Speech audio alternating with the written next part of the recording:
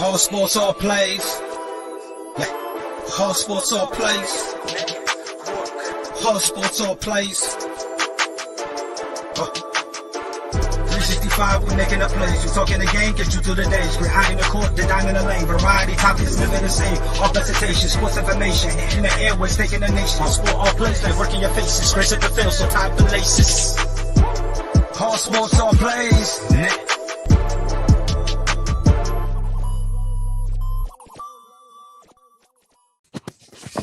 Yeah, baby. What up? What's going on? What's going on? We got three gentlemen in the house, soon to have probably number 4 about 10 minutes before the show ends. Let's go ahead and introduce the people that are here. I am your host. My name is Charles Richardson, host of the Touchdown Crew. You guys can go ahead and call in at 813-699-5353.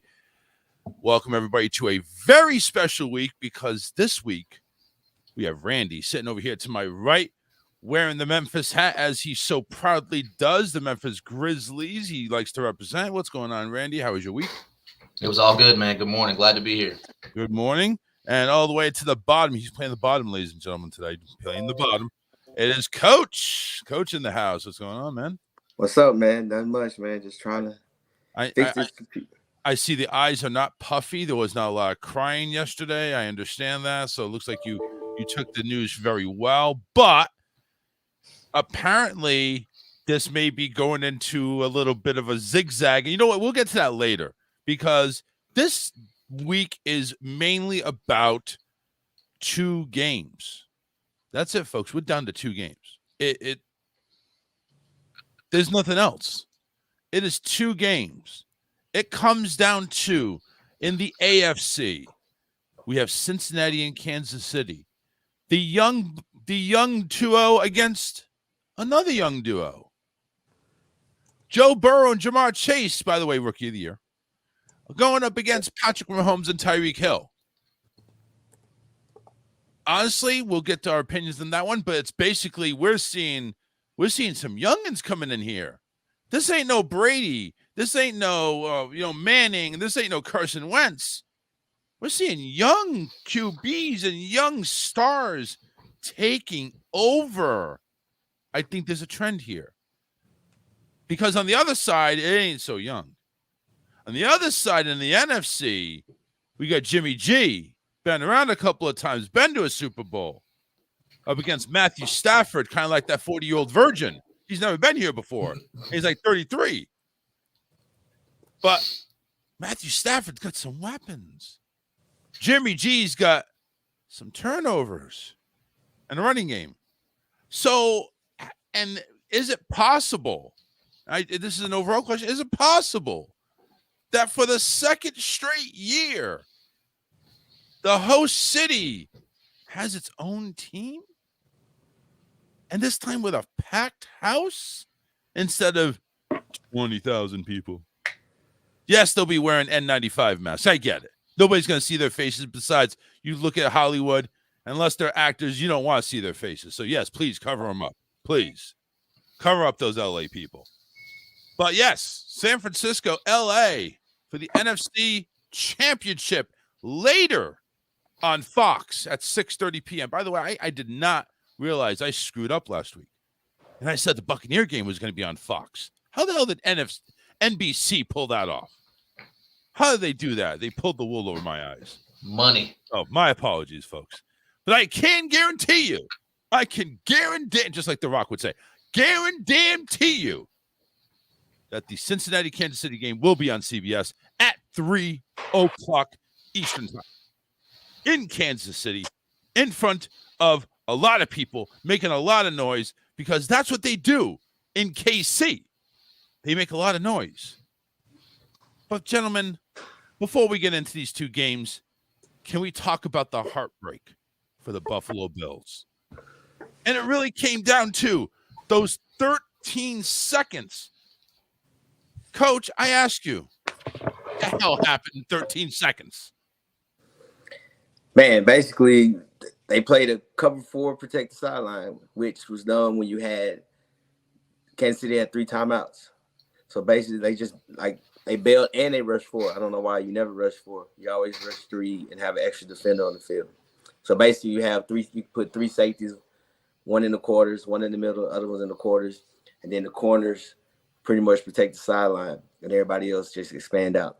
But instead, they rushed 4, giving them time, and plus the corners just went straight towards the sideline to protect it, so the middle of the field was wide open.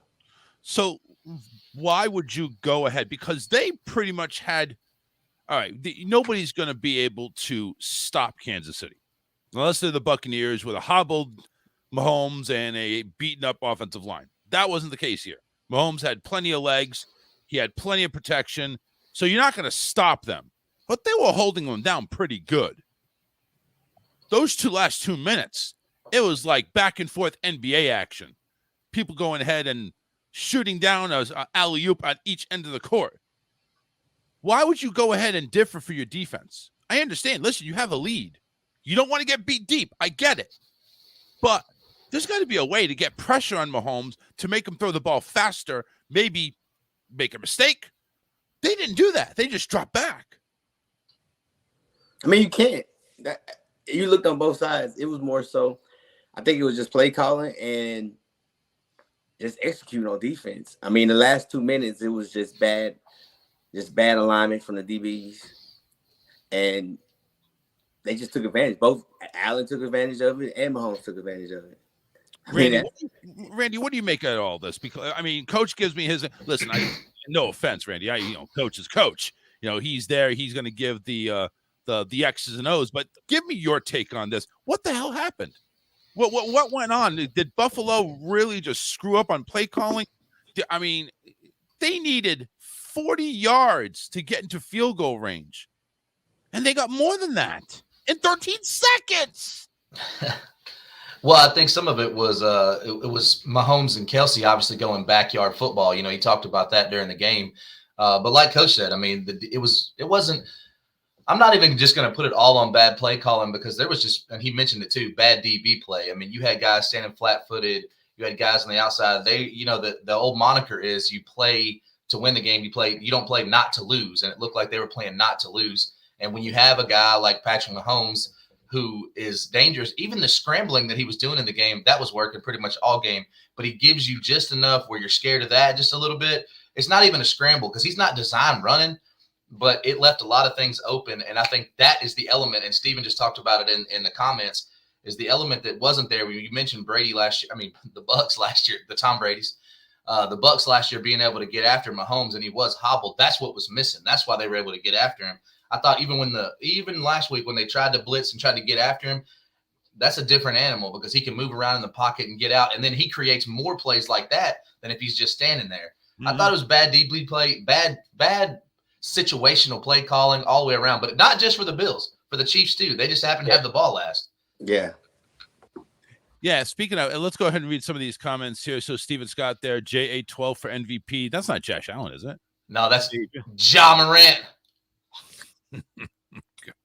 Yoel says the AFC's young quarterbacks are the future of the league. I agree. I think Mahomes and Burrow definitely showing it, and that's why they're here. That's why they're here. Freddie saying good morning, everybody. He's just saying that because his Giants aren't in it. The NFC is playing for second place. Let's be real, Steven says. Woo. Freddie says, Charles, you almost cried. Well, listen, we'll talk about that here. Oh, he knows Coach did. Yeah, we'll talk about it. We'll talk about it later. Don't worry about it. Talk about it. You know what? We're talking about what really is going on here. We'll talk about it because right now it's still not official. Everybody can say it's official, but it's not official yet. I did not hear the GOAT come out and say, bah, I'm retiring. Bah. Steven says machines changed the game by scrambling early in the game. Mahomes, I didn't have that last year. Mahomes has always had the ability to scramble. So, yeah, maybe last year because he was banged up, I get it. But they made it to the Super Bowl. Yeah. And they still made it to the Super Bowl. And that's been my point, Coach, as the last couple of weeks. I talked about it last week and on a couple shows this week, is that we want to put Josh Allen and Mike, before he jumps on here, in that elite category, and we tend to drop Mahomes. It's like people forget about him, and you forget about the dude that's there. It has a chance to be there for the fourth straight year. And I think as great as people know Mahomes is, he still doesn't get that respect because last year, you're right, he had one offensive lineman that started the year. He even in the Super Bowl, he did everything he could in the Super Bowl to compete. The Bucs were the better team. They proved that out. But Mahomes played his ass off in that game. Yeah. But and you also had half the O-line, But you also got to realize something about Mahomes. There's only one person that beat Mahomes in the playoffs, and he's on the verge of retiring. That's facts. Well, we don't know yet.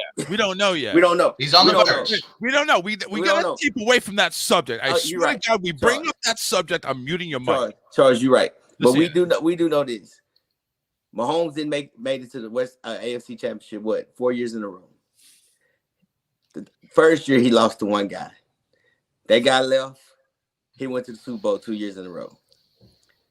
And one of the years he won the Super Bowl, the second year when he made it to the Super Bowl, he lost to that guy that went across to the other side. All I'm saying is there's only one person that really beat him in the playoffs. But that's he's not there no more. He's not there no more. And he's not. Look, therefore, since he's not there, he's going to the Super Bowl. If he's going to the Super Bowl, he's going to win. He's going to win. Yeah. So the only way to stop this curly-haired mofo from making it to the Super Bowl is we got to have Joe Burrow and JaMarr Chase just go lights out. That's pretty much what you're saying. And hopefully, and we've seen it. And hopefully, since he has a little bit better defense and better prepared to go up against Tyreek Hill, Travis Kelce, and the rest of the Kansas City Chiefs. Well, to be honest we're not predicting. We're analyzing. To be honest with you, they just played each other 3 weeks ago, so they're real familiar with each other. And one thing about it, KC was up, I want to say 14 or 10 points. I can't remember exactly. Yeah, it was 14.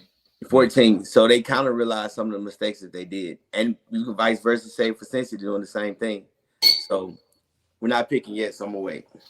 Steven says the Honey Badger is active. That is, I can't even remember his name. Honey Badger. We'll just do it that. Tyrann Mathieu. Thank you. That's the dude with the fake girlfriend. I remember that. You remember that?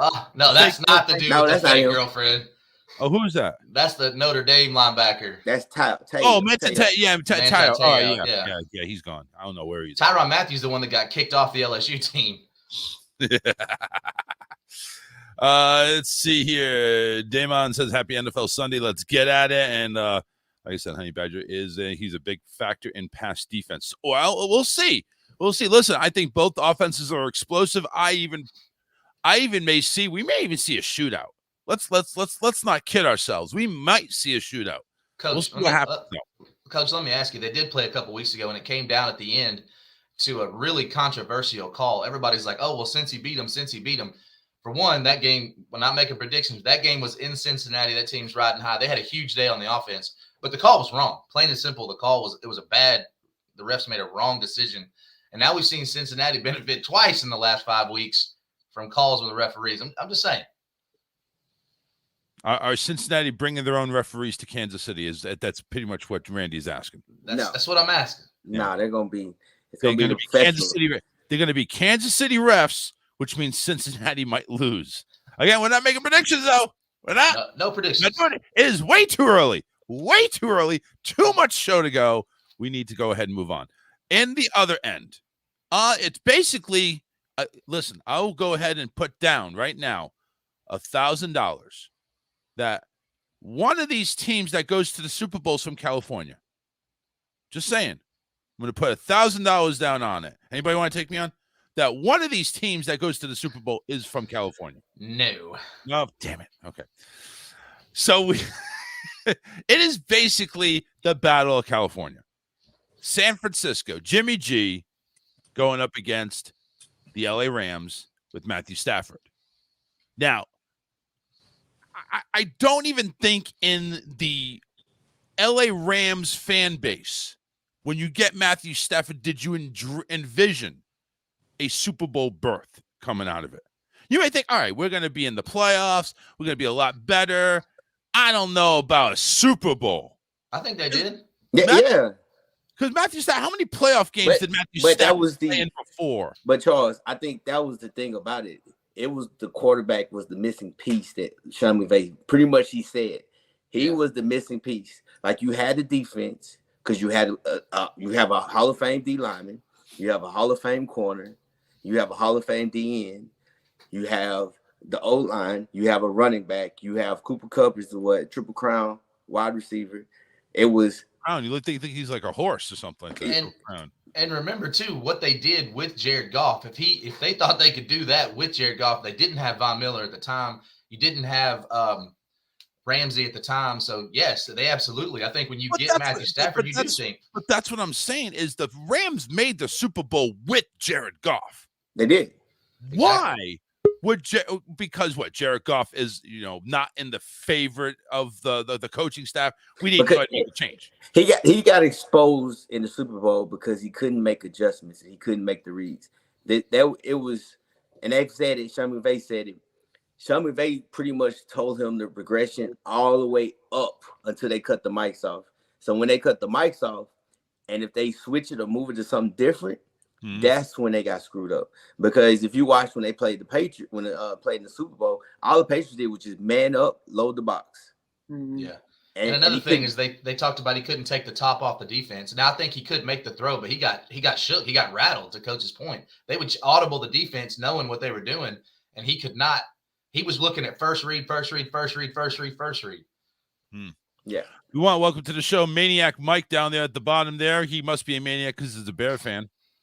So I want to say hello. Welcome to the show. Welcome back to the show there, dude. Yes, sir. Had to handle some business, but I'm here now, so I apologize for being late, fellas. That's okay. A little bit earlier than I expected. I was expecting you to show up around maybe 10:45 or something like that. 10:15. Oh, no, never that, sir. Never that. You were late? I thought you were here the whole time. I thought we were late.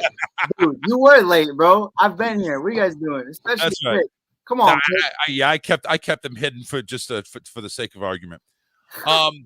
So with the Rams now with Stafford, now let me ask you this: how much of a factor do the Rams make the NFC Championship game without Odell Beckham? Yeah, it's without Odell Beckham, they still make the champion. They still make this game. Coach says, okay. This is a hypothetical. Okay. Yeah. Coach says no. What did I miss? You said why? Yeah. Because Odell Beckham is the zone. He's the route runner, the zone guy. Yeah. Cooper Kupp is the receiver that you pretty much beat man to man. And if you honestly look at it, you look at who they played the first game, the Rams in the playoffs. The Cardinals. It's not even here. Was the Cardinals? Yeah, the Cardinals. Right. If you look at the Cardinals game, Cooper Kupp didn't really have a big game because they played a lot of zone and he couldn't sit. And then Odell Beckham had a bigger game because he can pretty much he can beat the one-on-ones, he can run the zone routes compared to Cooper Kupp. And then if you look, if you want to really break it down, look at when the last time they played the 49ers. 49ers gonna run a whole bunch of zone. So Odell Beckham is pretty much more of the key to then Cooper Kupp. Because Cooper Kupp, you look at his touchdowns, it was really the one-on-one matchups that he beat against the Bucs. So let's talk about these games that led to these four teams coming down to Championship Sunday. Not Super Bowl Sunday, Championship Sunday. Yes, sir. The Bengals went ahead and went into Tennessee, the number 1 seed, and he took out the Tennessee Titans. 19-16, not a high-scoring game. And I'm definitely not we talked about this game here because Derrick Henry was the load carrier. Big mistake. And then we talked about the Packers losing to the 49ers 13-10. Just a horrible game. Now let's talk about the Sunday games, the one that we predicted. But now let's talk about this. The Buccaneers and the Rams down 27-3. Where did we hear this story before? Down this much, halfway through the third quarter, Buccaneers come back to tie it at 27. Maybe leaving a little too much time left. Maybe. Yeah. Rams get a big play, get into field goal range, and on comes Matt Gay, former Tampa Bay Buck. And instead of knocking it wide right or wide left, like he used to do inside that stadium, he knocked it straight down the damn middle and ended another Tom Brady comeback attempt. Shout out to the kickers, man. Got a shout out to the kickers. They actually are making their kicks. They're earning their checks. Rams go ahead. What happened, number one, with the Bucks? Why did they get down so far? And what happened to their offense? What kick-started them? I'm going to pick eeny, meeny, money. Oh, let's pick Mike. Mike, he hasn't said a few words here. Let's pick Mike. Hi, Coach. I strictly remember, at being told that Godwin and AB's absence wouldn't mean anything. I don't remember which fine gentleman told me that.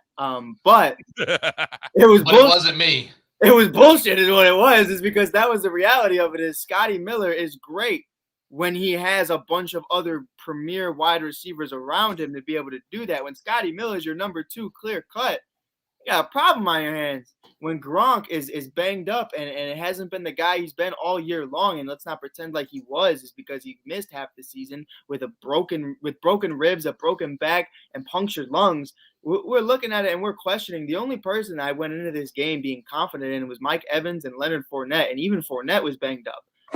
So that's why they couldn't score points. That's why they weren't being consistent. And this Rams defense, we're not going to just sit here and say it's because Tampa was depleted. It's because at the end of the day, they are a great defense. They are coming together in their own, and I truly believe schemes are a lot bigger than the talent you have around them. So they have a lot of name brand guys, but those are all guys that could fit into any scheme, and they're fitting very well together. So Tampa got beat by a better team. That's just what it is. They were the better team that Sunday, maybe not every single week. When they're at full strength and their players aren't taking off their clothes, jumping in the end zones with a broken ankle and oh yeah.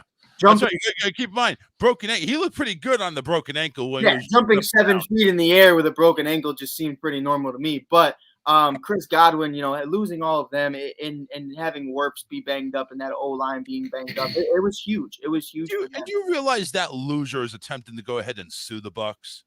Do you realize that? He's going to go ahead and sue the Buccaneers. Listen, Kanye told him to do it, and whatever Ye says is what Ye does. So I have to stand with AB on that one. Whatever Ye says goes. Coach, I'm saving you for last because I know this probably hit harder. There was a lot of tissues being laid out that day. Randy, go ahead. Tell us what the hell happened.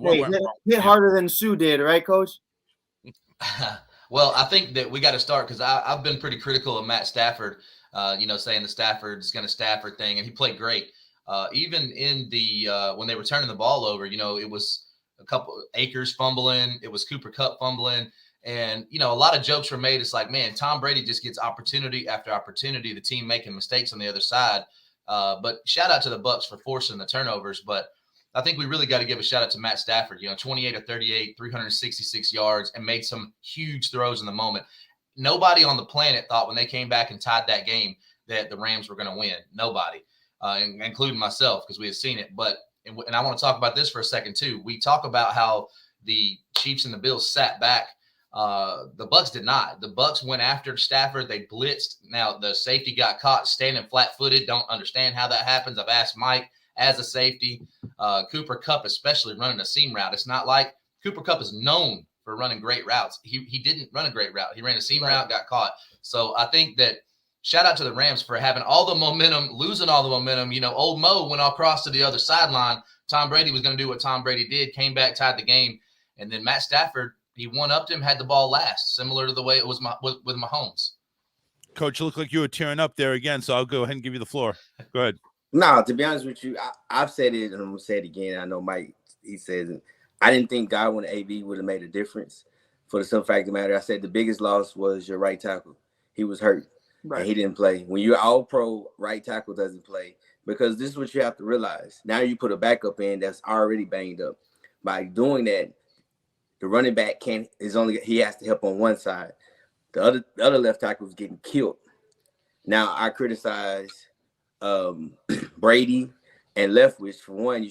And they started doing it at the end when they started scoring. If you realize it, they kept the tight end on the right side and running back chipped the left side. And then once he made whoever played the end, because they switched the D-line around, they made him run a loop, so it was way farther than what it was supposed to. Then he leaked out. And he was your dump off guy.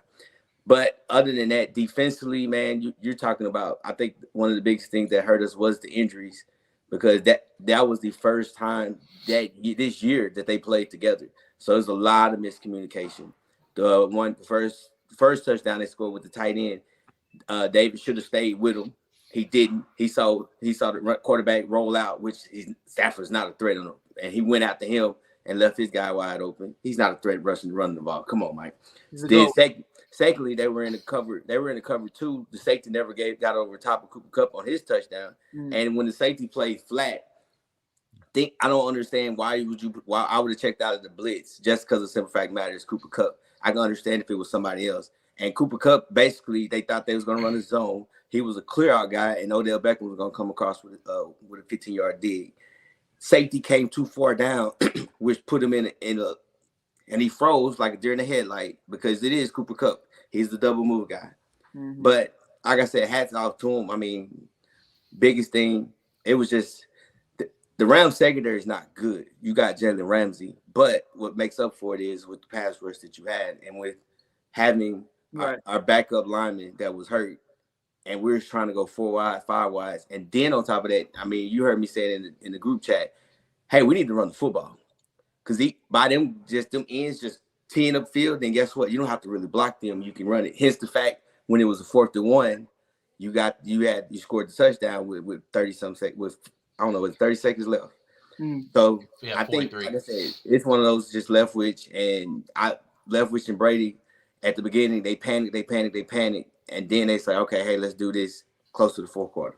Hey, we would be remiss, though, if we didn't talk about the Rams were missing their starting left tackle, too. Whitworth got hurt in the Cardinals game. He didn't play, and the Buccaneers didn't make him pay for that. Yeah. It didn't. I mean, yeah, they went ahead and attacked Stafford, but it looks like they had a lot of good help on the back, with the running back, tight end, started to go ahead and step back. But that's the thing. That's why I said, hurting the right tackle, that's an all-pro right tackle. You don't need help with him. Right. And now you can keep that back. He can chip to the left side or whatever. But now you had we went stupid and let's spread it out. They were in the zone. And let's be real, Coach, too. Like I give Coach all the credit in the world when we do talk about Brady into this regard, because Justin Fields loves to hang on to the ball for an entire quarter each play. So my biggest thing with Tom has always been he prides himself on getting that ball out as soon as possible. Where you saw with this was Stafford, even though you're missing that tackle, I understand it, but you have the weapons. You have Higbee, you have Odell, you have Kupp, you have Akers, and so on and so forth to be able to get that ball out fast. Right now with Tom, you saw Tom holding on to the ball a lot longer than he normally does is because guys weren't getting open. Guys weren't doing their jobs. Guys weren't running their routes outside of Evans. But the thing about it was they played great games with him. Because you see Von Miller. There's times you see Von Miller will rush, and then there's times that he'll drop in coverage. Yeah, for sure. So they played a lot of games, and then you have to realize we all know one thing about Tom Brady. Once you start getting into his cushion, he doesn't look for the open field stuff. He's a rhythm guy. Because matter of fact, I think I want to say the second drive before they scored with Mike Evans. Scotty was wide open. It was wide open because he panicked. I think after that drive, moving on, once he realized, hey, he had the protection. Now he can make his reads. I think we all know pressure does get to Brady. The Giants exposed it in both Super Bowls, and many more teams exposed it as well. You get pressure on Tom Brady, he's going to go ahead and he's going to make mistakes. Right. Yeah, he's going to go ahead. Especially, but that's any quarterback. Yeah. Even Stafford. I'm just saying. Pressure in the middle, like the pressure up the middle. And again, you can't. Basically, your line was on a 1-on-1. But here's the thing: Brady doesn't have the wheels like these young quarterbacks do. But what he did do almost better than anybody else, maybe with the exception of Peyton Manning, was play that pocket. He knew where the safe place was to be in that pocket. Maybe it could be a step here, a step there, and he find an extra second. But when you're, like you mentioned, when we're getting like continuous pressure and you don't have those wheels, sorry, it's not happening. And that's one of the things why I said I put it more on Brady and I put it Brady and Leftwich, because you had no reason to go 5 wide. Like there's without a doubt, you should go 5 wide. Well, what they did, again, like I said, they had experienced pressure the entire first half and most of the third quarter. They started bringing down Gronk to block. They started bringing down their running backs to block. Then there was like 3. You could go ahead and pick your choice of 3 open receivers or 3 receivers because you know they were bringing 5 at least. They'll bring in 5, and then you had 3 guys that were able to catch the ball or maybe even break out a screen in a couple of instances. So their play calling changed, their blocking scheme changed, and that's why you saw them come back 24 unanswered. Yeah. And then that's what you got to realize. When you have somebody like Brady, especially at quarterback, your defense knows, hey, we get a stop, we still have a chance. That's one of the things. The score doesn't matter to them. It was just a terrible. That 40 seconds, I like the aggressive. I wouldn't have blitzed my corner over Cooper Kupp. Right. Now the other guy, Jefferson, maybe Odell, but not Cooper Kupp. Right. And I think Randy and I touched on that. And Coach, I wanted your opinion on it because I know you coach and you do your thing. For me, not to disrespect that safety and anything he's doing, I think anybody in the NFL is talented. If you're in the NFL, you are talented, point blank, period. But I think at the end of the day, what I do see from that play as being a former safety, when I see that safety kind of drop down and get caught in the headlights, I see him really kind of just focusing more on that pass rush, kind of relying on that pass rush, kind of hoping that it's not going to come down to that, and kind of covering for that linebacker that you see goes in and blitzes is where that situation, you see it, he doesn't really know his assignment. So I think at the end of the day, he didn't know his assignment and what was going on with that. It's not that. It's when you look at it as this. How many plays, and this is just God honest truth, when you watch Cooper Kupp highlights, how many plays you see him catching balls vertical, unless he's wide open? Right. It's pretty rare. Like everything is at 10 to 15 yards. Right. So knowing that's Cooper Kupp, he just dropped so low, and Cooper Kupp because the Rams thought they were gonna play a zone. Right. And just, they thought they was gonna play a zone and pretty much let them get a tackle and not get a field goal range. That's play for overtime. So when he dropped down, Cooper Kupp had to clear out. So it was just a jab, and I'm just running. Right. Because he knew there was nobody else over. But you know just as well as I do, your job as a safety, regardless of what zone you're running, as long as you're not the safety that's blitzing, your job is to make sure, hey, in case this falls out, I got to make sure no one's behind me. Within 2 seconds of that ball being snapped, Kupp's already in front of him. Yes, because that's where I think you.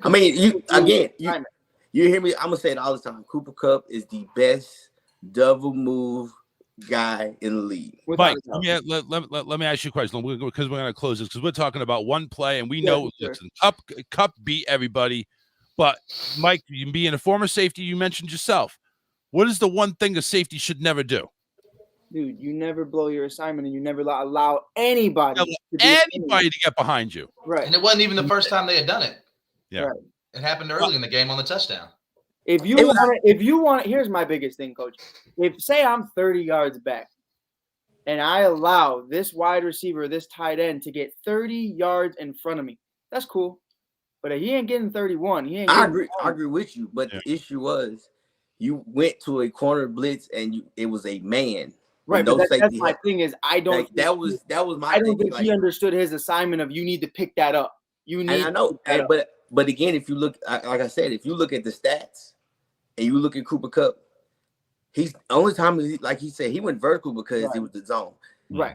Everything he catches, everything is that 15 and under because he hits you with the double moves and the sit routes. Right. But shout out to McVay and the guys because it was clear that was the move the whole time. Stafford knew as soon as he snapped the ball where he was going. Without a doubt. Yeah, and it was a perfectly delivered ball too. When you see a corner blitz like that, and you could see that safety, and this isn't something just throughout this one play, like Charles said. We're not just gonna dog him for just one play, but throughout the entire game, Stafford has a feeling of what he's going to be allowed to do because of this safety. So when a corner blitzes as a safety, I hate that shit. I hate that shit because 9 times out of 10, I know that corner's not getting that sack, and I know it's useless, and I know it doesn't really bring anything for me unless you're a really talented player.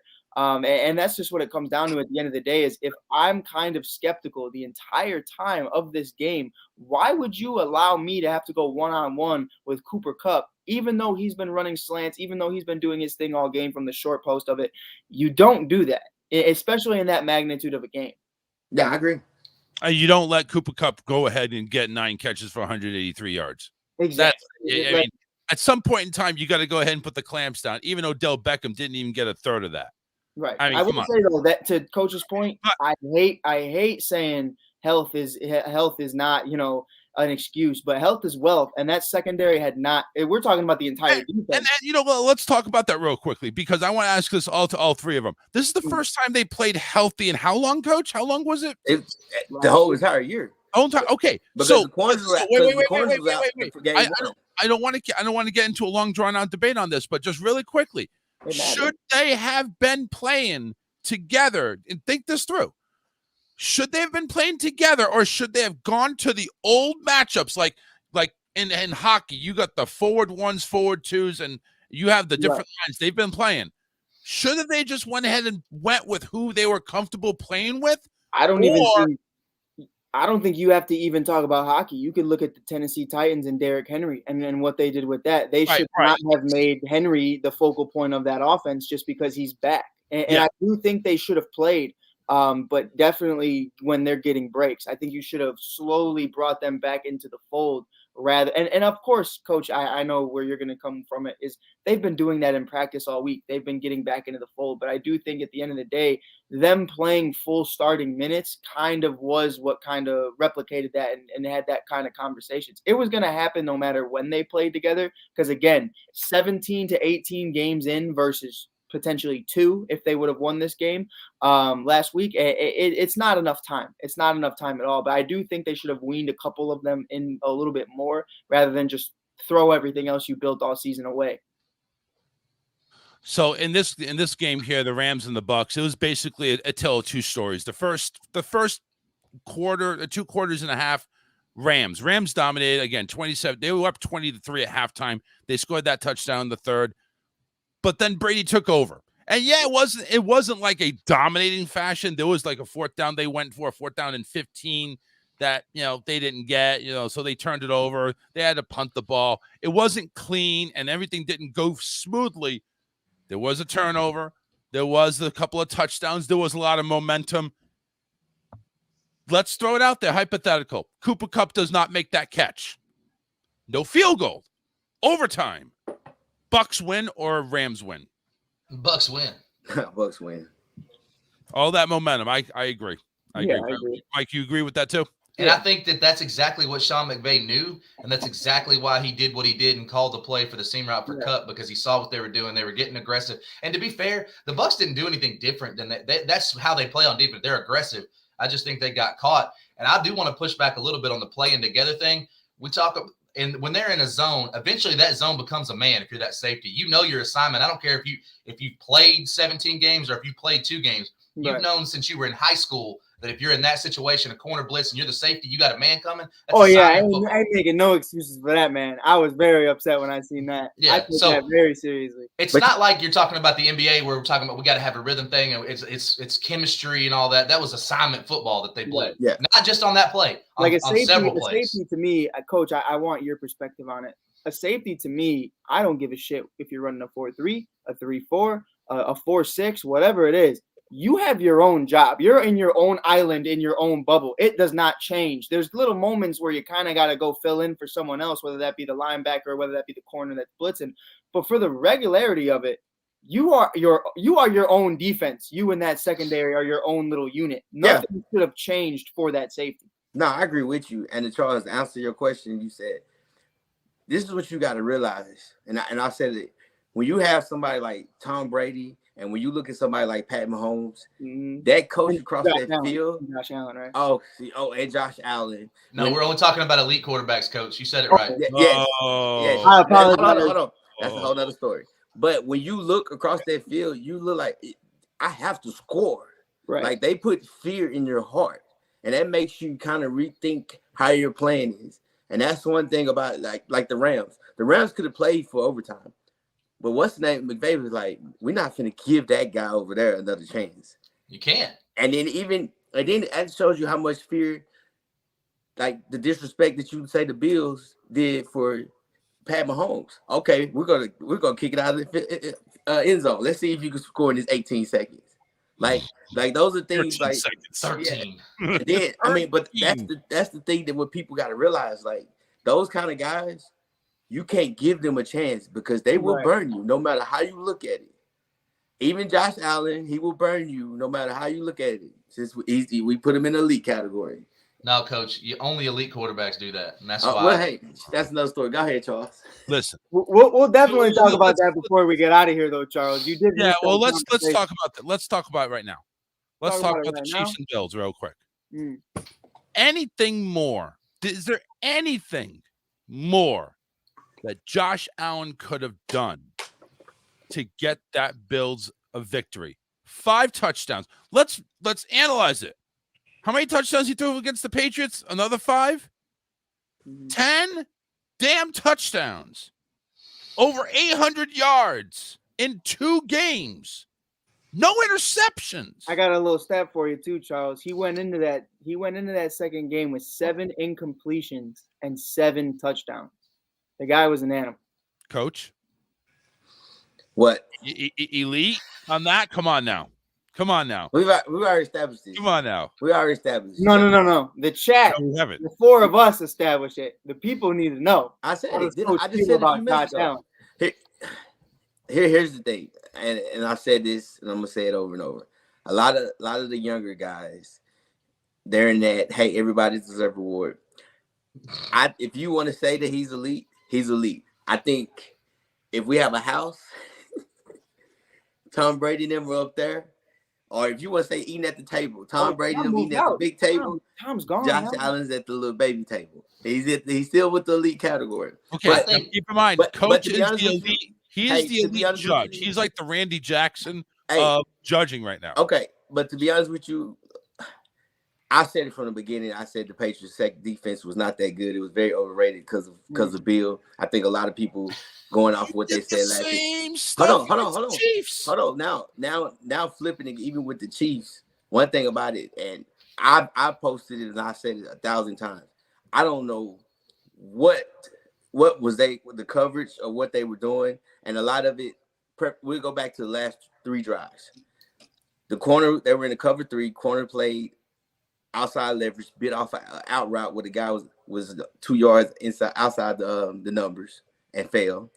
Then the last drive when they scored with the 2 minutes, they were in man coverage. They was communicating that they was in man. He should have been inside leverage because you never give the seam up, especially if you have a 2-eye safety, because the 2-eye safeties, all they're gonna do is expand. So he should have been playing inside leverage. But then you can flip it even to the Bills with Tyreek. You give Tyreek the inside leverage to run a dig route when you know you have help. You can't play it in trail mode when you got 2 safeties over top. Because again, when you look at the 2 safeties, they expand like this. They never, even if they do stay straight down the middle, you got to protect the inside more so the outside because you have a safety help over the top. But again, man, Josh Allen did a great job. He did what he was supposed to do.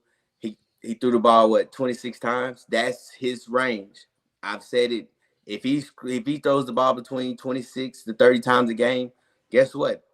He's gonna win. It's when he gets to the higher level, those are games where he loses.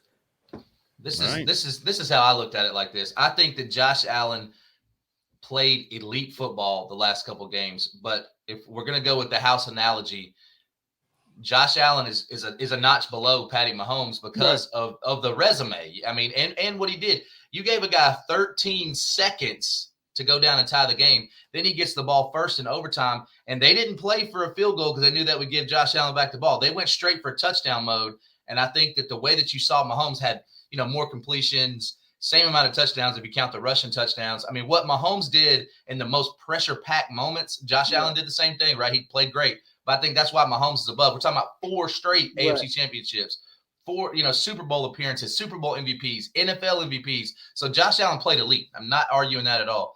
I just think that if we're talking about the best quarterback in football, now that Tom Brady's maybe retiring, it's Patrick Mahomes. No, without a doubt. And I think at the end of the day, though, like here's where it's different. And here's what I've been trying to preach to Coach. I got 2 points. One, I'm going to get the first one out because Charles was here for it. When I first came on this show, God knows how many weeks ago that was, but feels like forever ago.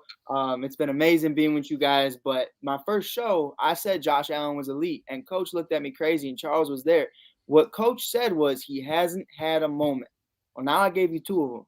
I gave you one against the Bills, not against the Bills, against the Pats. Now I'm giving you one against the Chiefs, where this kid showed, no matter how you feel about it, it was the number 2 defense, and then the second game was against Patrick Mahomes. And it was on the road, too. Right. He went tick for tack with both of them. He obliterated the first one with one of the greatest coaches of all time, regardless of how you look at it. Regardless of how you look at it, the only questions about that Patriots team was Mac Jones and how that offense was going to play. They were not questioning that defense.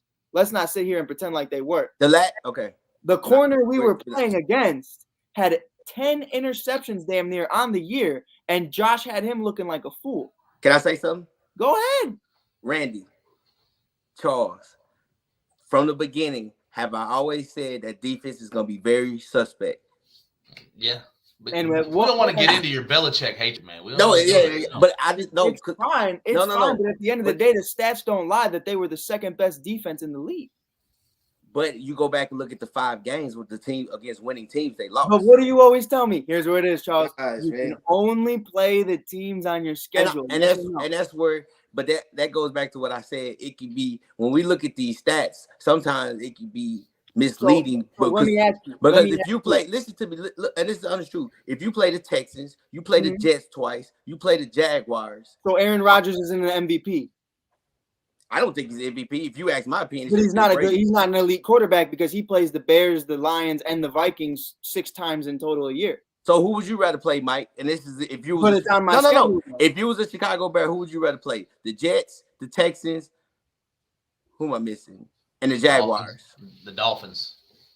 I'd rather play them. But then if you look at it, then if you look at your record, you lost twice to the Dolphins. You lost twice to the Bills. Should have lost a third time if it wasn't a 75-degree mile. But why'd they lose? Why'd they lose? Anyway, we're not going. But why'd they lose? Not because of that defense. You're right. Yes, they did. You know something, and let's bring it really.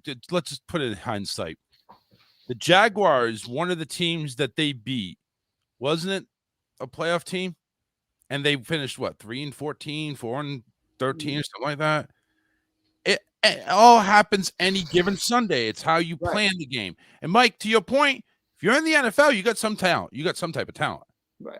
You may not be the best, but if you're in a particular system, and the Patriots have proved this over and over again, if you're in a right system, you can take a mediocre person that has talent, you look great, and look great.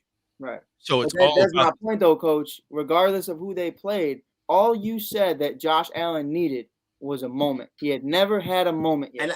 And let's start over. What did I say of Josh Allen at the beginning? I said he was a good quarterback, not a great quarterback. And then after those games, if you heard what I said he was a great quarterback. Those games that he played, it's just like school, Mike. And Charles, I'm gonna be quick. It's like school. If you're an A average guy, I mean, if you have an 80 average, you score 200s on it. Is it gonna jump to an A? Now let me ask you this. No. Where is Josh Allen? Where is Josh Allen averaging 80 throughout the year? Oh my God! I'm using it as an example. He's a great quarterback. You know what I mean? Look, like if you look at it from start to finish every season, Charles, he had a horrible rookie year. No, I'm just enjoying all this. Mike, we've already established it. We're going like. Randy, forgive me if I'm wrong, Coach, but it sounds like you backtracking on it now. I said he's an elite quarterback. No, I said he was an elite quarterback. He's an elite quarterback, but he sits at the kids' table in the elite. He's not. He's not. Come on, I'm not putting him with Pat, dog. I'm not putting him right beside. Even Randy just said, and you agree with him, he's a notch below Pat Mahomes. You know why though? Because of Kelsey, because of Reed, because of Hill. Oh no! Listen. No, we can't do that. Listen. I'm going to go ahead and side with Coach on a little bit. Here's what I'm going to say: 9-6, loss against the Jaguars. Mm-hmm. Josh Allen, no touchdowns, 2 interceptions, sacked 4 times. It happens. So I'm saying is, would Patrick Mahomes lose to the Jaguars? Here's my thing. Remember at the beginning of the year, people were saying that the Chiefs weren't even going to make the playoffs. Did I say that? That was foolish. Did I say that? Hold on. You did not, sir. Did I say that? But I'm going to tell you, did I say that? Best of the best at ESPN and the quote-unquote No. We don't care about them. We're shitting. So let me ask you this. Patty. Hey, here, I have a question. Patty was throwing picks. Like, I'm throwing bags at everything for a quarterback. I'm throwing money at everybody. So let me ask you this, and this is more of a Mike question, more so because Josh Allen's elite. Yes.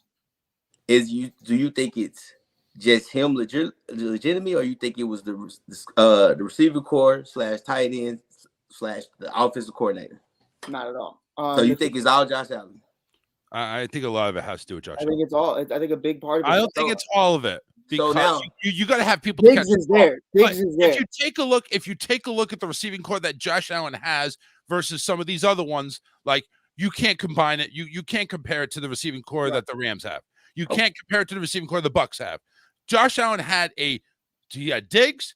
He had a tight end. He's got an unknown that has impeccable speed, but it's not like he doesn't have it doesn't overwhelm you. You don't go into that game. Josh Allen has is one of these quarterbacks. Josh, I think, is one of these quarterbacks that will take a mediocre receiver and make him look good. Beasley is not a good wide receiver, but he's a slot guy. And I'm asking, and that's the thing that I'm asking these questions because one, you just lost your OC, right? You just lost your OC. I don't want to say that because then that's going to be a whole argument if I say that. Yeah, we only have an hour and a half show. Listen, if we had a 10-hour show, like a pre-Super Bowl show, fine. We're gonna have during Pro Bowl week, we got nothing to talk about. There you go. So you don't think Mike losing your OC is not going to hurt him? I think it's a big part of it. I think it's a big part of any quarterback. I think it's a problem. Here's the thing, but you adjust. But yeah, here's the thing though. It's like you get another OC who understands what type of talent Josh Allen has, what type of talent you have on your receiving core. You get an OC that could coach this team now. And that's Charles's point with Belichick. I always noticed Belichick's always going to bring in the guy who understands the system that fits Tom. You didn't lose your head coach. The head coach is going to give him a sheet and say, this is what we want to do. This is what I kind of expect you to do with this run game, with the Bills, and with Josh Allen. I need you to kind of expand on this and go about it your own way. But I needed to somehow identify as this at the end of the day. When you look at all these different offensive systems, it needs to match this one. Whatever you want to call these plays, whatever you want to do with that, have at it. But it needs to be something similar to this because this is what we're doing and this is how it works. If they disappear from that, then I don't know what to tell you. But if you look at that system is Josh Allen, you're gonna run the ball 15 times a game. And that's not. And he's gonna. I don't think you can do that forever. Maybe another. Here's the thing, that's what I'm saying. Like Lamar Jackson, though, coach. It's not like he's throwing 17 times a game. He's throwing 30 times, running 15. He's doing. But Josh is going to be better suited to be a pocket guy. But knows how to run when the pocket. Do you think he's ready for that? Because I'm saying this because I think he is. Because if we sit here and we talk about it, and I'm not comparing. They did it with Cam Newton. They did it with Cam Newton until he got hurt. No. He's not going to be a Cam Newton. No. I'm just saying because I'm saying when he throws over 30 times, his winning percentage drops tremendously. Right. And the offense, one thing that they've done, which is great because you got 10 guys trying to block. Right. And I hear that. So I'm just asking. Okay. It's not. I'm not. Coach, let's do this. Take 30 out of the equation. Right. Because between 30 attempts, he's thrown 1, 2, 3. I actually have the numbers here. 5, 6, 7, 8, 9, 10, 11, 12, 13. 13 times he's thrown over 30 times. But 5 times he's thrown 47 or more. Right. 4 of those 5 times he's lost. Now here's my thing. That's what I'm saying. Charles, you can pull up the numbers and tell me where I'm wrong. Good. Patrick Mahomes throwing over 40 times this season is 2-6. That's just the reality of it. I think the more times you have to throw in a quarterback, the odds of winning go down. I agree with that because then you're just one dimensional, and anybody can tee up on one dimensional. To Coach's point though about the rushing, Josh Allen has every year that he's been in the league, he's rushed more and more. This year was his career high in rushing attempts. It was also his career high in rushing yards. And he's averaging like 7 yards a carry. That's fine, but I don't think that is sustainable long term. I don't think so either. But that's the Cam Newton, because he's big like Cam Newton. See, but here's where I wanted to pose it to you, though, Coach. When you look at Cam Newton, where he was at that time, he was relying solely on Super Cam. Now with Josh, I don't think Josh needs to run the ball to be an elite quarterback. The I don't kid's know, got a cannon. because taking a look at his history in the 4 years that he's been in the league, well, 3 of them he's been full-time starter. He's run the ball more and more. He has. But here's what I'm trying to say is though, why go away from that if they can't fix it? Because here's the issue with You if you can't figure it out. No, because look, and this is just being serious. This is your quarterback. Right. We've said it plenty of times. You take Cam Newton, and to a certain degree, you take somebody like Ben Roethlisberger, who was a statue. Over the years, your body can't handle it. Mm-hmm. That's my question. It's cool now, but year 5, year 6, right? Because then now he gets hit in that shoulder or something, right? Because and you have to realize where I was coming. You got to realize where he's playing at. The maturity has to step in. The maturity has to step in now that you have to be a pocket guy, but know that you can run, but only run when it's necessary. Similar to Patrick Mahomes. You don't go ahead in the huddle and call a quarterback draw or a quarterback sweep to the right. You don't do that anymore. Now you're a pocket guy. Charles, can you agree with me here, though? We do see now, we talk about it. Josh Allen has ran more than he's ever ran, but he's, like you said, 13 out of 17 times. He's thrown over 30 times. He's not disregarding his offensive talent with his arm, whereas Lamar Jackson, you're starting to see this guy's throwing the ball 15 times a game, running 27. But that's the reality of me saying. But you know what I'm saying? Josh is light years ahead of where Cam was. But the thing is about that is, though, Mike, I understand what you're saying. When he's running 15, 16 times, you are the leading rusher on your team. But when you're running back, it's 5'6". But when you watch the game, we all sit here and knew when he watched the game, it was 4th and 3. We knew who was running the ball. Right. Well, that goes to your front office. And I just feel like it's 5'6", coach. I just feel like honestly, truthfully. So let's do comparison real quick. Let's do it because I like numbers. I just like numbers. Are we comparing him and Patty? Speaking of comparison, Patty's got half the rushing attempts. We want elite versus elite, right? We want elite versus elite. Let's do this. Patrick Mahomes. Let's see here. 37 touchdowns, 13 interceptions. He had a 98.5 quarterback rating. Ran the ball 66 times for 381 yards. Josh Allen. 6 yards a carry for those keeping track at home. Thank you very much, dude. Thank you very much, stat guy. Or Mike on the panel can't keep up. Josh Allen, 4,407 yards, 36 touchdowns, 15 interceptions, ran the ball 122 times for 763 yards. Quarterback, 92.2. Very similar player. That's lower quarterback ratings, what I heard. Not much, though.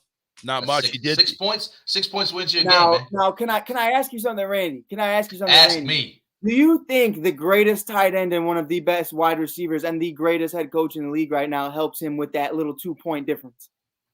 It's only a 2-point difference when you have a 6-point difference. That's a 6-point difference. 98%. 6-point difference. But only 6-point difference. Here's what I'm gonna say to you. Here's what I'm gonna say to you, Mike. Wait, Randy. Before you answer that question, let me just verify something. 37 versus 36 passing touchdowns. 6 versus 2 rushing touchdowns. Allen has been responsible for more touchdowns than Mahomes. Yeah.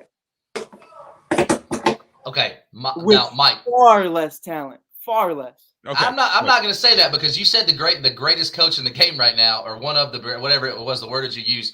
What was always said about Andy Reid before he got Patrick Mahomes as his quarterback? He had a big mustache. He couldn't win the big one. Couldn't win the big one, right? Yeah. So when did he win the big one? With Mahomes.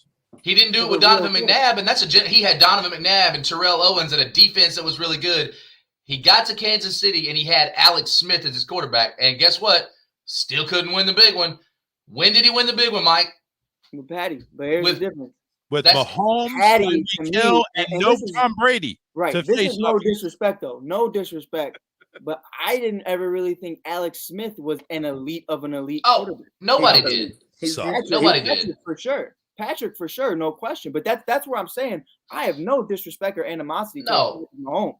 I hear what you're saying, but when we're acting like that, the Bills don't have Stephon Diggs is an elite receiver, and that's it. That's it. I mean, I don't know though. You don't think Knox is a good tight end? Knox is a good tight end, but he's not elite. Yeah, I mean, if you're gonna go ahead and get Kelsey versus Knox, Kelsey all day long.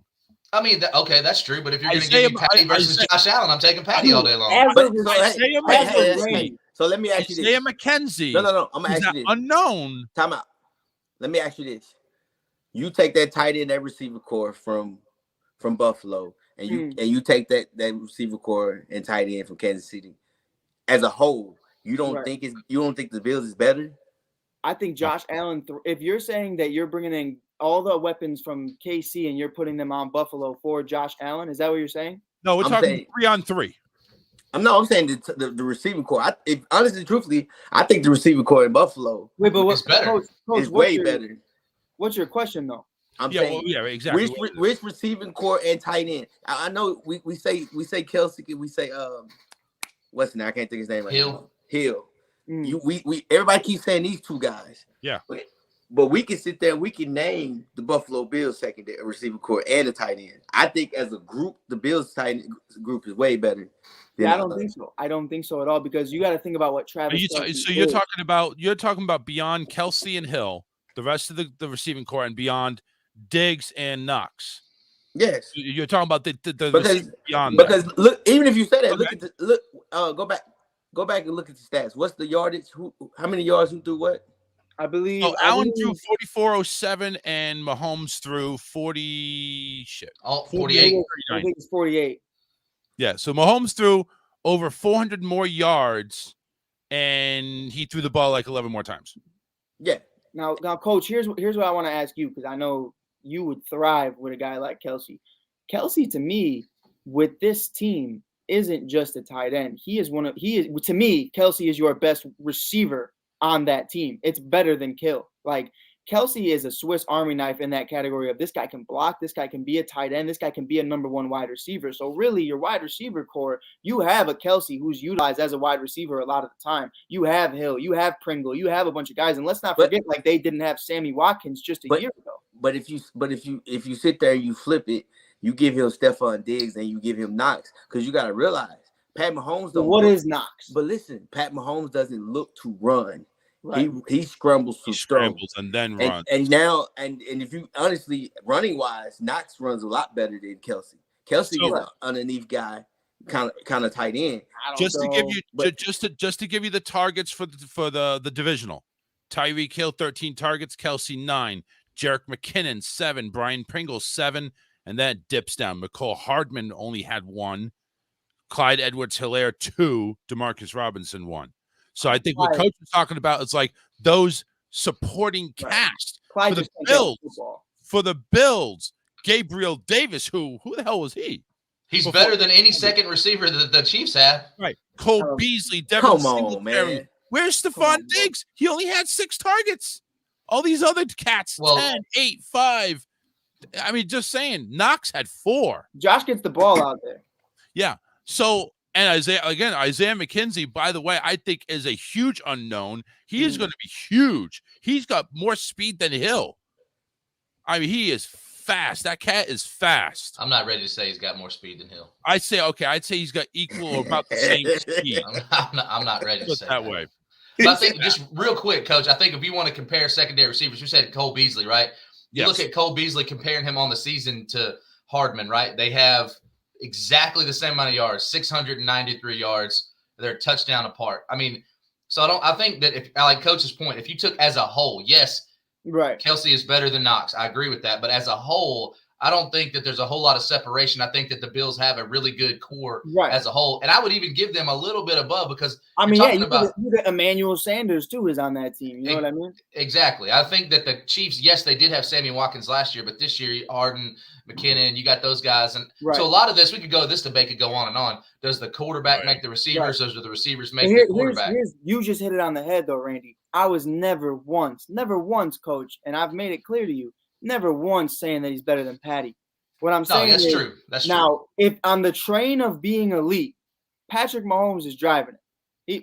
Driving it, riding it, whatever. I don't know how trains work, but you can definitely, if it's a 5-man cart, I definitely have Josh in the second cart. If Tom Brady's really gone, if he's gone, I have Josh in that second cart. The first cart, you can have the driver. It could be Patrick Mahomes, but number 2 is Josh Allen.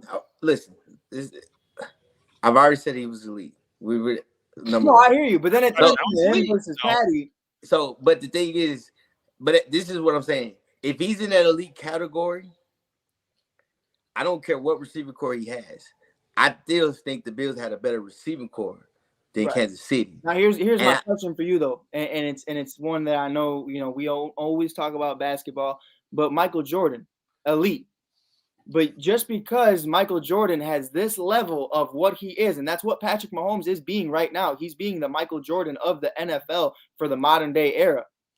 That doesn't knock Charles Barkley. That doesn't knock Patrick Ewing. That doesn't knock Larry Bird or any of the other dogs out there.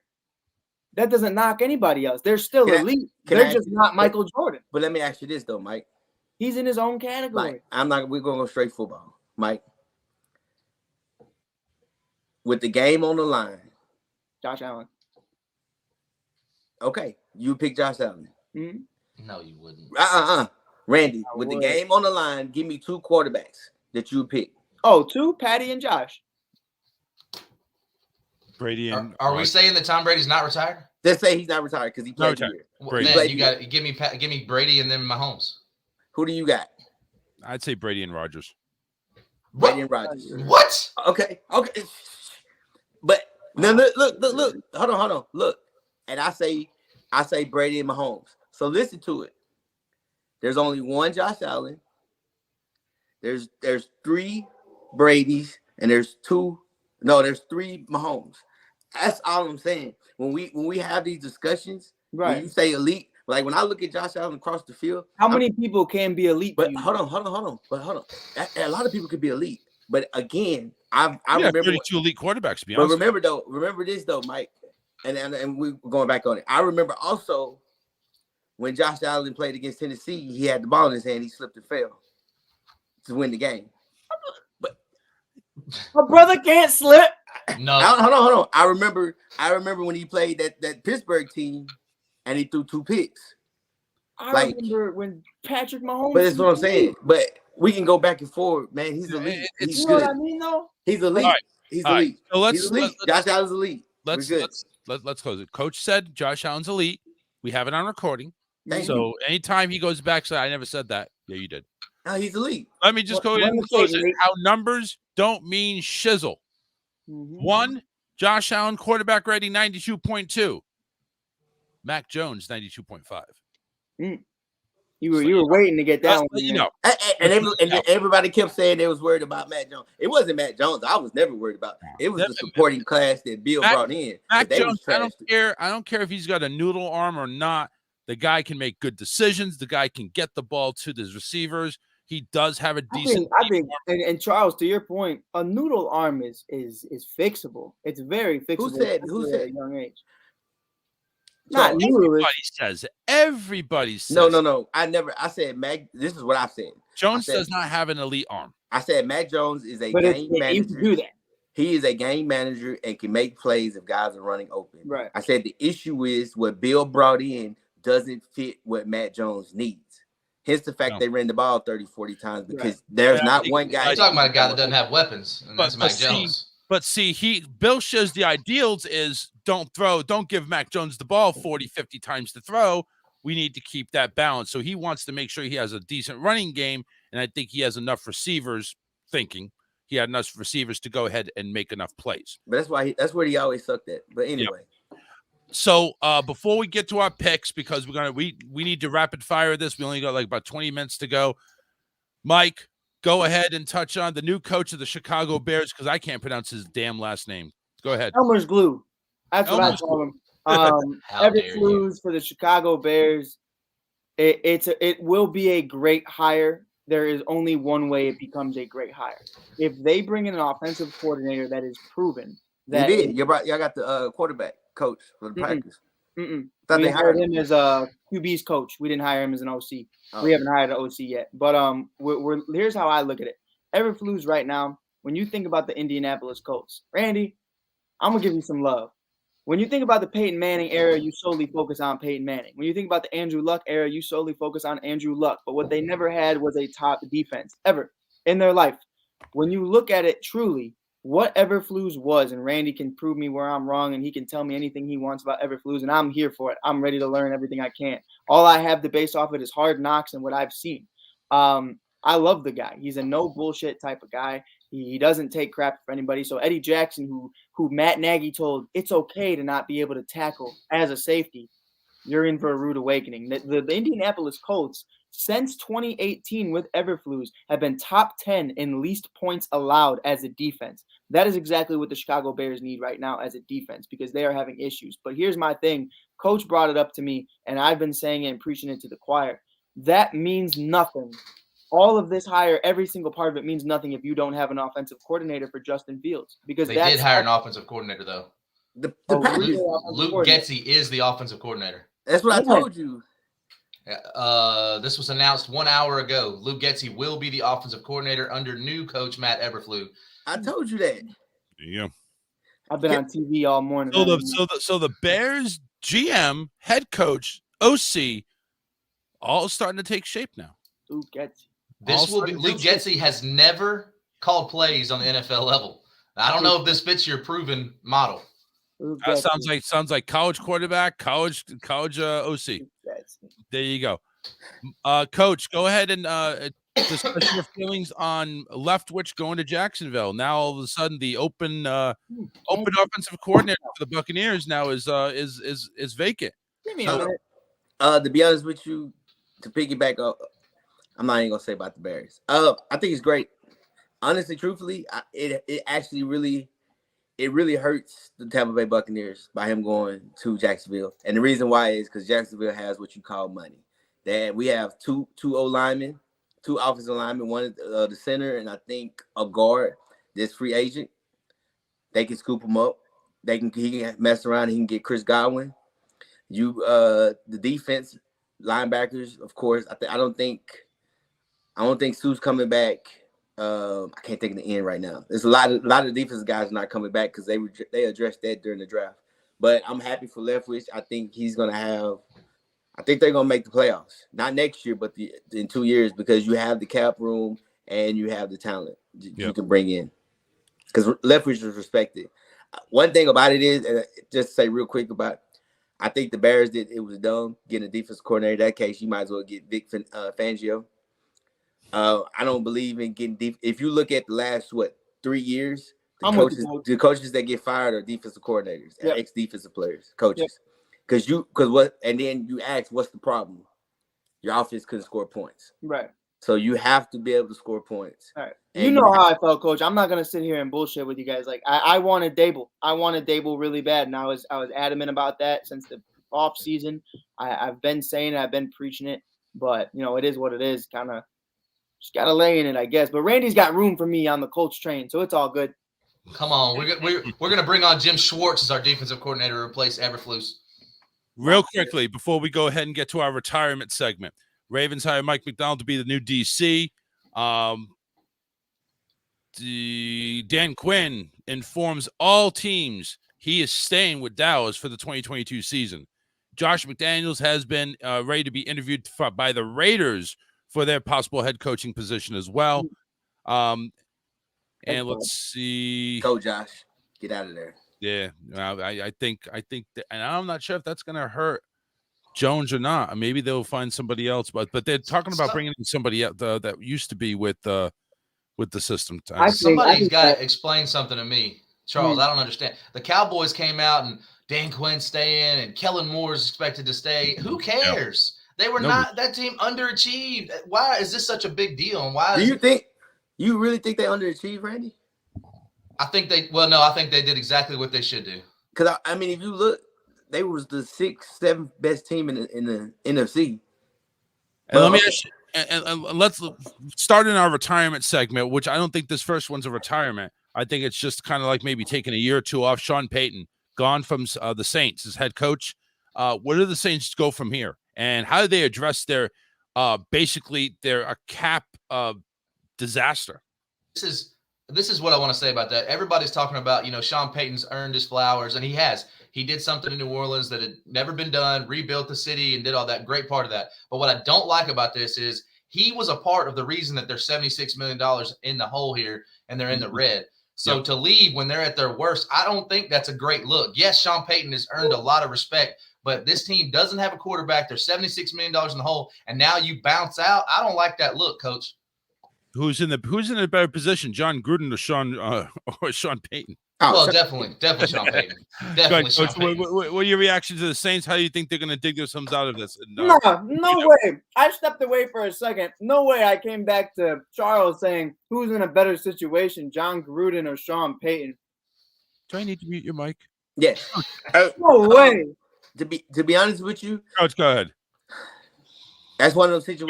By the way, Mike is muted. That's one of those things you probably bring in a Brian Flores or somebody that's young and let him groom and just rebuild. Do they ask for the NFL for a loan or something? I mean, what the hell? You just rebuild it. I mean, who are they going to start at quarterback? They only have one. It's Taysom because Trevor Siemian and Jameis Winston are both unrestricted free agents. Ian Book is a free agent. They have no quarterbacks except for Taysom signed, period. I mean, one of the things you do is you reconstruct some contracts. You can do that to bring it down. Then you make trades. I would trade Thomas. I would say, hey, let's reconstruct your contract. Who's taking that deal, Coach? Somebody needs a receiver. But that's the thing. If you really want to say that, Patriots? The Patriots will take it. The Colts will take it. The Jaguars will take it. The Bears will take it. I'm just saying, there's a lot of people. There's a lot of people, slant boy. Because here, Randy, what you got to realize, a year ago, Michael Thomas was the top 3 receiver in the league, and he just took a year off of chilling, so he's well rested. I'm just saying, you reconstruct the contracts, and guess what? By doing that, you get draft picks. Now you can draft some guys, but I just think you get a young, motivated, someone that's trying to be there and help build it. Mike, get your ass back on cam. I understand what you're saying, Coach, but for me, if you're talking about the Saints, you are going to completely rebuild it. You got to start talking about trading Alvin Kamara too, because running backs have such a short window. You better do it right now while he still has some value. And I agree with you. And that's what I'm saying. Look, reconstruct the contract. You trade Michael Thomas. You trade Kamara, because whoever comes in is not going to use Kamara like Sean Payton. No, Mike, go ahead and give us your take on the Saints. He mute. Okay. Yeah, he's muted. Okay, he doesn't have a Saint. Oh, sorry. I didn't know I was and you muted yourself. I did. I apologize. But my biggest thing is I completely agree with everybody. I think you got to stop playing this, like you see in the NBA, the Ben Simmons shit. Like, we need 12 first-round picks for these guys. Take what you can get. Like, the Alvin Kamara stuff, I understand you would want a first-round pick. That's not in the realm of realism. It's not. So I think what your goal is to shed money, not gain draft capital. And obviously you want to get some draft capital back, but if you can get a second for Alvin Kamara from the Bills or from whoever may need a running back right now, because the running back committee, Washington, is even someone I think they could go for. With the Leonard Fournette situation, I could see the Bucs making a move. Who knows? They got a bunch of money that they're going to be able to play with. You really do have to look at it from that perspective and understand that you're doing this to shed cap, not to gain capital. And gaining capital is going to be a part of it, but it's not your sole focal point right now. So I think you got to just blow up the entire thing. And while you're at it, go over to the Pelicans organization and blow that shit up too, because everything in New Orleans right now stinks. Stinks. You don't have to do cross promotion for sports. Come on now. Ben Roethlisberger is gone in Pittsburgh. He has officially announced his retirement, not unlike the other quarterback here in Florida. But Ben Roethlisberger has announced that where the Pittsburgh Steelers go from there as their head guy throwing the ball. Oh, you got a lot of people. You got Jimmy. There's a lot of free agent quarterbacks. You can even go Winston. So check down Teddy. Like there's a lot of guys that you can sit there, you can go with, because they have at least, I think Randy said it, I think $30 or $40 million of cap room. Right. Plus the cap is going to go up. So there's a lot of guys. Randy, you got all that money in Pittsburgh. What do you go with for a quarterback? Come on, Randy. I actually think a name that I hadn't thought of until Coach just said it was Jameis. I know he gets a lot of laughs, but I think that for what Jameis can do under Mike Tomlin, I think that would be a great fit as a stopgap, because I don't think they have the answer on the roster right now. I think we saw Mason Rudolph. I don't even think he's worth a backup spot, in my opinion. But I think that if you could make a trade, and I don't think that's the Steelers' way. Everybody says, oh, Aaron Rodgers would fit perfect. I don't think he would. I don't think that the Steelers' culture, I think Jameis would fit into that, and he would do whatever it took, because we saw it when he was with the Saints. He didn't try to be, and he really never has. He got this rap that he was, a distraction or whatever, and I really never, other than the crab leg things, but that's a whole other story. You go in there, you get a leader like Mike Tomlin, and I think he fits right in, and that gets him right back. They were in the playoffs this year, and Big Ben couldn't move. You get Jameis in there healthy, man, come on. Mike, what do you say? What I'm going all to that say, money, what are you going to go for quarterback? You don't. I think you build that offensive line. 4 of the 5 offensive linemen were all new guys. You need to bring in an offensive line that you believe in to make that focal point. Najee Harris's team. I think, and here's where I'm going to. Who do you have under center? I think you get Mitchell Trubisky because he is the cheapest and most short-term option you have. With Jameis, there's kind of that question of, well, can he be the future? I think you go in the draft. You go in the draft either this year or next year, and you get a quarterback. You might not want it to be this year, but you definitely can going into next year. And if Mitchell Trubisky is your quarterback, you definitely can have a top 10 pick going in the next year. That's just the reality of it. But that's what I'm saying. With Jameis, though, coach, is my thing. With Jameis is you're going to win games. So if you want to draft a quarterback, you're not going to get Jimmy Garoppolo. You're not going to get Teddy. You're going to have to pay those guys one. You can't get a great offensive line. I don't think you're paying Jimmy G. I was going to go ahead and recommend Jimmy G because Jimmy G's getting forced out there. You're not. So nobody for all the right reasons, though. He's not getting forced out because he's tough. But Mike, these quarterbacks that's going to free agent, like you say with Jamie got hurt. So his money is not going to be as high because it's going to be a proven year. But on top of that, it's not. Everybody keeps saying you're going in this draft. You could draft a quarterback and still suck. Yeah. Like it has like. Oh, trust me, coach. I know. But that's what I'm saying. I know. But it's not for them. I'm horrible. For them, Mike Tomlin is like, man, I got it with Ben and made the playoffs. I just need to get a decent quarterback because they draft well at every position. Right. That's my thing, though, Coach. Do you think this team, in all realism, with a new quarterback, with not having a great offensive line, if you throw in Jameis, are they real contenders? I don't think they are. Mike, you can draft a lineman. They were 50-50, so they're in the middle. You can get a lineman. Right, but Charles, I got a question. We keep talking. Everybody said it. Jimmy G's getting forced out. Jimmy G's won game for the Super Bowl. I get it. And and he's under contract for next year. For $24.2 million. So somebody's going to have to absorb that. And if you're a team looking to make that next leap like the Steelers are you willing to trade assets for Jimmy Garoppolo? Listen, if he's getting forced out, he's getting released. Well, no way. They're not taking that dead cap hit. Yeah. They're not taking that cap.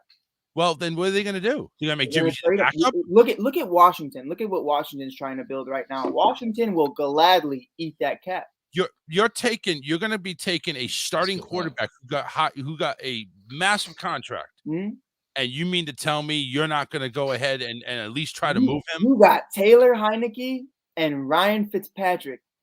I'm taking Jimmy G. Fitzmagic is a free agent, sir. I would say, you know what? I did not mean to disrespect you, sir. He's the oldest quarterback in the league if Tom Brady does retire. And I think Pittsburgh ends up with him for 1 year. Who? Just go ahead. Who? Fitzpatrick. No. I'm just saying. He is every team's stopgap.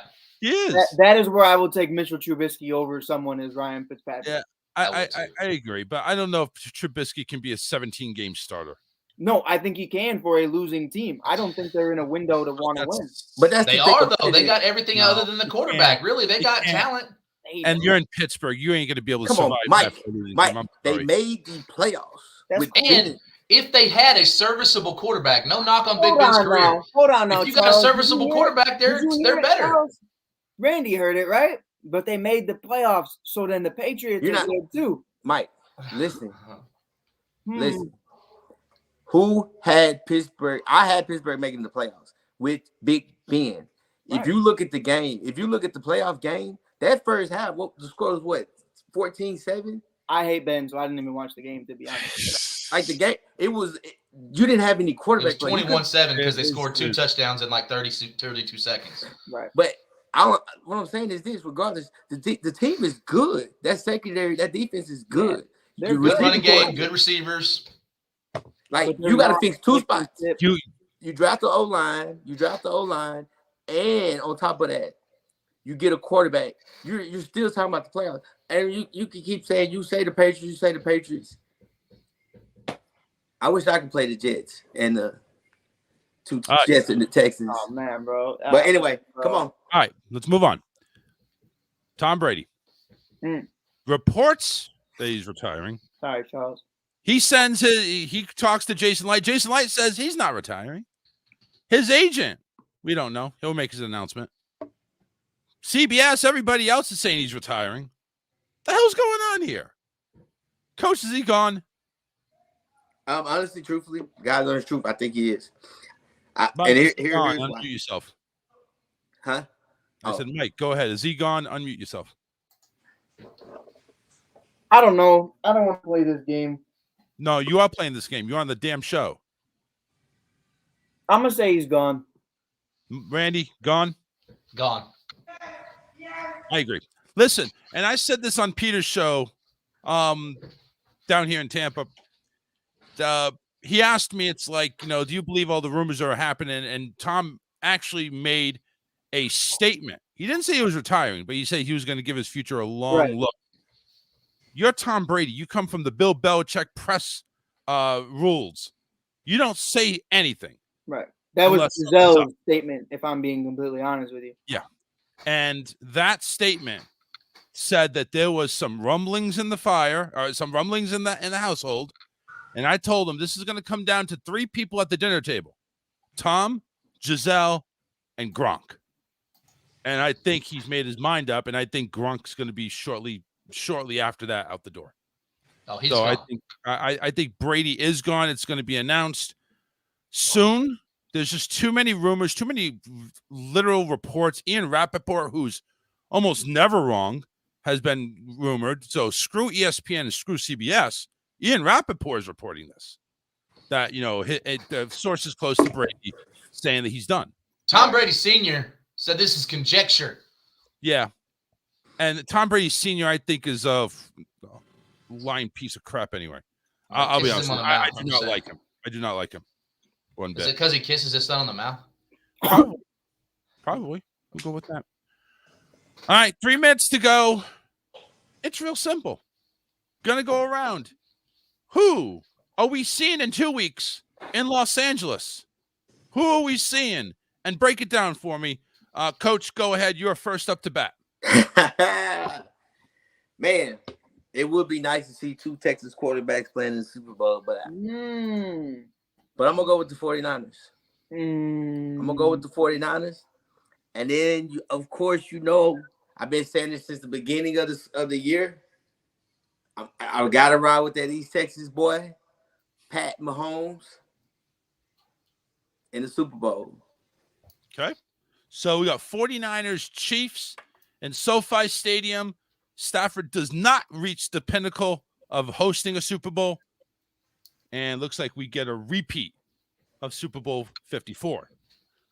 Mike, who's your pick? I'm going with the Rams. Set it off the rip. That's my guy, and I'm rooting for him to get a Super Bowl because Matthew Stafford's been my favorite quarterback since I was a kid. And now that he finally has that time to shine, I think he's going to go full throttle on it.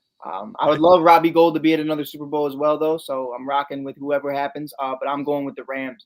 My heart says the Bengals because, like I said, JaMarr won me that fantasy title, but I'm going to go with Patty. I'm going to go with Patty for that strict reason to where, at the end of the day, I think next year the Bengals are going to be a serious problem once they bring in an offensive line. They have the money for it. I just think this is showing that their time is soon. It's the same thing that me and Coach talked about with the Bulls. This is year 1 of hopefully a long, not dynasty, but a long run. They have made it very far, and I love what they're doing. I just think right now the Chiefs are already established into what they're doing. I could see the Bengals winning it. I want them to win it. I'm rooting for them. But I have to pick with my head and say that I have to go with Patty and what they're doing over there in KC. All right, Mike, Rams and Chiefs, Super Bowl 56. Randy, who's your pick? I'll start with the AFC. I'm going to go with the Chiefs. And like everything Mike said, I echo it's the Bengals are playing with house money, nothing to lose. That, hey, you get a cookie for being here. But I think the Chiefs win, and the Chiefs win big today. Wow. Okay, what about Moving the NFC? to the NFC, I'm going to pick the Rams, and it really has a little to do with Matt Stafford. I think if they can keep him between the 20 to 25 passing attempts, that's where they're going to win. Give me that defense over the 49ers. Their luck runs out today. All right. That does it for our picks. We appreciate it. Who you got? Huh? Who you got? Oh, you asking me? Yeah, yes, sir. Yes, sir. My Patriots are out of contention. Nobody cares about that. Tom Brady's out of contention. Unrelated. There's one. No, it's related. Mm. There's one more ex-Patriot still in the playoffs. I'm going 49ers. And I hate Mahomes with a passion. I hate his girlfriend even more. I hate his brother. That's his wife. I hate them all. Bengals, Super Bowl 23 rematch. 49ers, Bengals in 2 weeks. You heard it here. We've heard wrong picks on here before. You have. And I'm sure one of you three is going to be wrong too. So, with that, we wrap it up. Next week, it's going to be boring. No, it's not. We'll still be. Not. No, it's not. Hey, It's gonna be awesome because we're gonna talk about these coaches. Man, we're gonna talk about all We're going to actually. We're I got actually not going to something be to talk. talking boring. We're actually going to go and have some trivia. Study up. Mhm. It is stat trivia next week. And Stat I got trivia. a question for you, Charles, and Vic, and Randy, if you're willing to join us too. The questions come next Sunday. Oh no, I got a main question for you about next Sunday. If you guys want, we can break down. Coach has been telling me and Randy we need to go out there to Florida and watch some film. You guys want to watch some film and we could break down some real plays going into the Super Bowl. I think it'd be a little interesting. But if you ain't ready for that, that's okay, Charles. We can do trivia night. I'll keep it easy for you. I'd say keep it fun. Mike, we still got 2 weeks. We still got the Sunday of the Super Bowl. Yeah, that's true. I'm ready. I'm ready for the Super Bowl, bro. I'm so ready. Last comment there. Yes, Ray. Ever since Casey a few weeks ago, yeah, and OBJ is that X factor. So we will see. We got we got 2 people picking the Niners, 2 people picking the Rams. All 3 you suckers picking the Chiefs, and I'm going with the Bengals. But I'm with you, and I'm with you though, Charles. I'm with you. I'm rooting for him. That's right. All right, listen. Until next week, enjoy the games. 3:00 is your first game. Cincinnati at Kansas City on the CBS. I checked it this time. And San Francisco in Los Angeles take on the Rams. 6:30 on Fox. We get to hear that annoying Joe Buck. Yep. That's okay. It's all right. It's going to be a good game. Take care, and we'll see you next week, everybody. Bye. Whole sports, all plays. Whole sports, all plays. Whole sports, all plays. 365, we making up plays. We talking the game, get you through the days. We're high in the court, the dime in the lane. Variety topics, living the same. All presentation, sports information. Hitting the airways, taking the nation. All sport, all plays, like working your faces. Grace at the field, so tie the laces. All sports, all plays.